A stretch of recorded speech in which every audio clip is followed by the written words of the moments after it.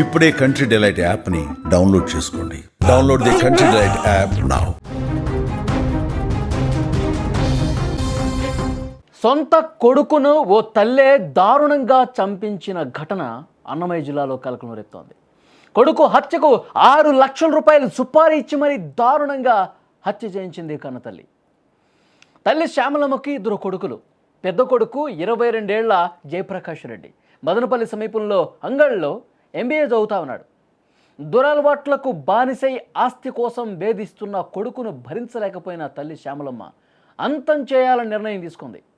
రెండో కొడుకు విజయవాడలో చదువుకుంటా ఉన్నాడు. పెద్ద కొడుకును పొలంలో పనిచేసే మహేష్ అనే యువకుడితో హత్య చేయించేందుకు తల్లి ప్లాన్ చేసింది. ఇందులో భాగంగా కన్నతల్లి శ్యామలమ్మ ఒక దారుణమైనటువంటి నిర్ణయం తీసుకుంది.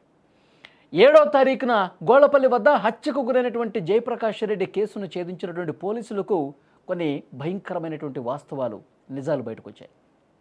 జయప్రకాష్ రెడ్డి డెడ్ బాడీ ముంబై చెన్నై జాతీయ రహదారి మీద ఉన్న బ్రాందీ షాప్కు సమీపంలో పడి ఉండటంతో హత్యగా గుర్తించి దర్యాప్తు చేశారు.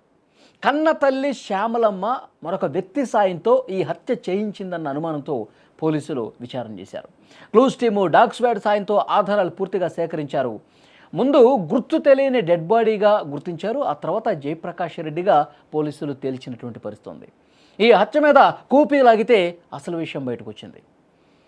మత్తుకు బానిసైపోయాడు కొడుకు జయప్రకాష్ రెడ్డి. వేధింపులకు గురి చేస్తూ ఉన్నాడు కన్న తల్లిని, కుటుంబ సభ్యులందరినీ కూడా. విపరీతంగా మద్యానికి MBA చదువుకున్నాడు, కానీ మద్యానికి బానిసైపోయి రోజు తాగటానికి డబ్బులు అడగటం, ఆస్తిలో వాటా ఇవ్వమని చెప్పి వేధింపులకు గురి చేస్తూ ఉన్నాడు తల్లిని.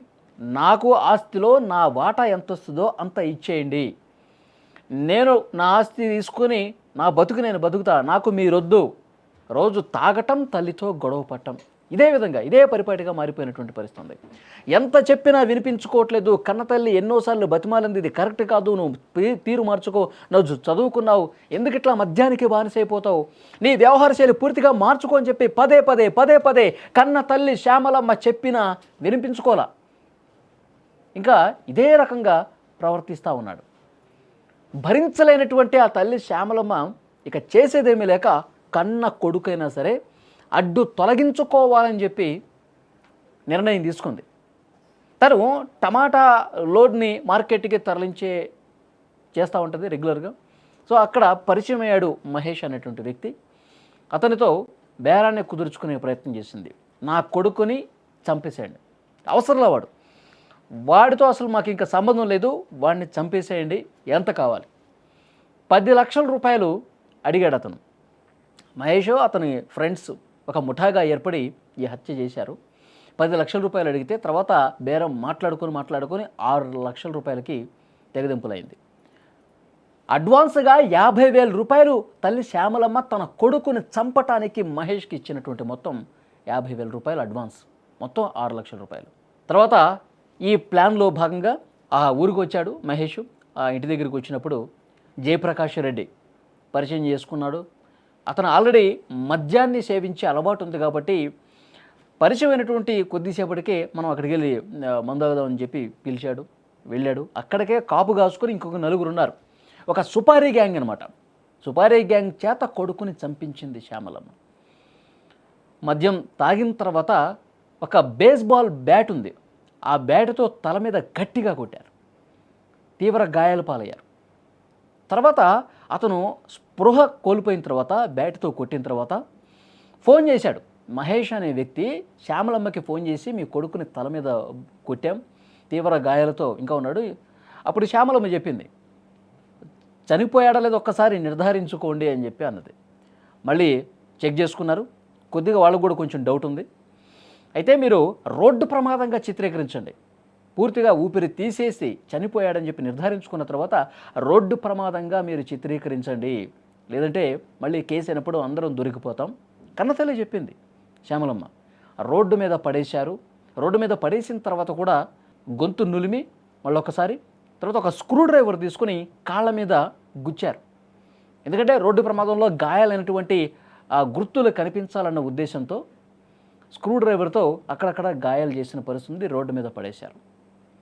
చనిపోయాడని చెప్పి నిర్ధారించుకున్నటువంటి విషయం మళ్ళీ ఆ తల్లి శ్యామలమ్మకు కూడా చెప్పిన పరిస్థితి ఉంది. చూసారా, అంటే కన్న తల్లి తన పేగు బంధం కూడా పూర్తిగా వదిలేసుకోవాలని నిర్ణయం తీసుకుంది. కన్న కొడుకు ఎంత ఇబ్బంది పెడితే, ఇక్కడ ఒక పాయింట్ మనం అర్థం చేసుకోవాలి. ఏదేమైనా సరే, ఎన్ని కష్టాలున్నా, ఎన్ని బాధలున్నా కొడుకుని తల్లి చంపుకోదు. కానీ ఆ తల్లే చంపుకోవాలి అని చెప్పి నిర్ణయం తీసుకుందంటే, ఈ జయప్రకాష్ రెడ్డి అనేటువంటి ఒక కొడుకు ఎంత దుర్మార్గంగా ప్రవర్తించాడో, తల్లిని ఎంత క్షోభకు గురి చేశాడో, తాగుతూ డబ్బులు ఇష్టారీతన ఖర్చు పెడుతూ అప్పులు చేస్తూ ఆ ఆస్తిని కూడా నాకు రావాల్సింది నాకు ఇచ్చే అని చెప్పేసి ఇంత వేధింపులకు గురి చేస్తుంటే ఆ తల్లికి ఇంకా వేరే ఆప్షన్ ఏమీ దొరకలేదా? ఇంకా వద్దు వీడు అని చెప్పి ఆ నిర్ణయం తీసుకుందా? లేదంటే ఇంట్లో ఉన్న వాళ్ళని, తన తమ్ముడు తమ్ముడిని కూడా చంపేయడానికి వీడు ఏదో ఒక రోజు ఈ మధ్యమత్తులో ఇంత ఘాతుగారికి కూడా తెగబడతాడేమో అని భావించిందా ఆ తల్లి? అందుకే ఇలాంటి నిర్ణయం ఏ తల్లి తీసుకోనటువంటి నిర్ణయం తీసుకోవాల్సినటువంటి పరిస్థితి వచ్చిందా? అంత బాధకు గురైందా? ఇదే కనిపిస్తుంది ఈ కేసులో. పరిగానికి డబ్బులు ఇచ్చి మరీ 6 లక్షల రూపాయలు కన్న కొడుకుని చంపించి మళ్ళీ రోడ్డు ప్రమాదంగా చిత్రీకరించాలని ఆ తల్లి చెప్పిందంటే ఆ బాధ నిజంగా చాలా భయంకరంగా ఉంది. ఇన్వెస్టిగేట్ చేస్తున్నటువంటి పోలీసులు కూడా ఇలాంటి భయంకరమైనటువంటి వాస్తవాలు బయటకు వచ్చాయి. ఆ మహేష్, ఈ సుపారీ గ్యాంగ్ అందరినీ కూడా అరెస్ట్ చేశారు.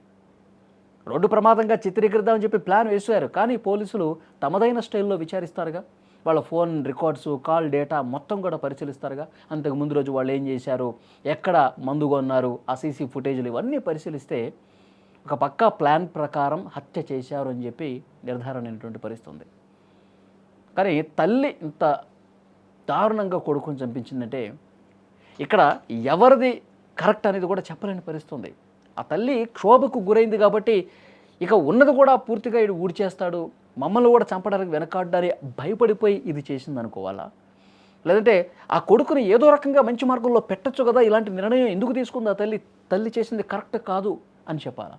ఏమీ అర్థం కానిటువంటి ఒక పరిస్థితి ఉంది. అక్కడ స్థానికులు కూడా ఈ చనిపోయిన వ్యక్తి గురించి చాలా చెప్తా ఉన్నారు. చాలా ఘోరంగా వేధించేవాడంట కుటుంబ సభ్యుల్ని. సో ఏదేమైనప్పటికీ పోలీసులు ఇన్వెస్టిగేట్ చేస్తే వాస్తవాలు వెలుగులోకి వచ్చాయి.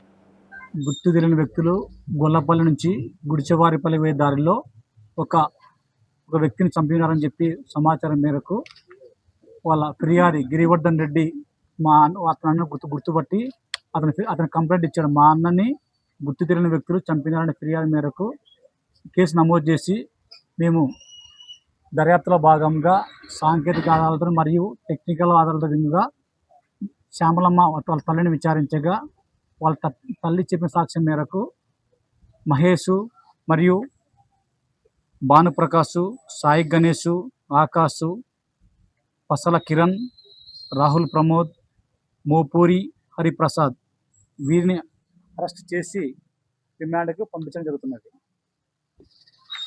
ఈ కేసు పూర్వపరాలు ఏమంటే, ఈ శ్యామలమ్మకి 2 కొడుకులు, ఈమెకి గిరివర్ధన్ రెడ్డి చిన్న కొడుకు, జయప్రకాష్ రెడ్డి పెద్ద కొడుకు.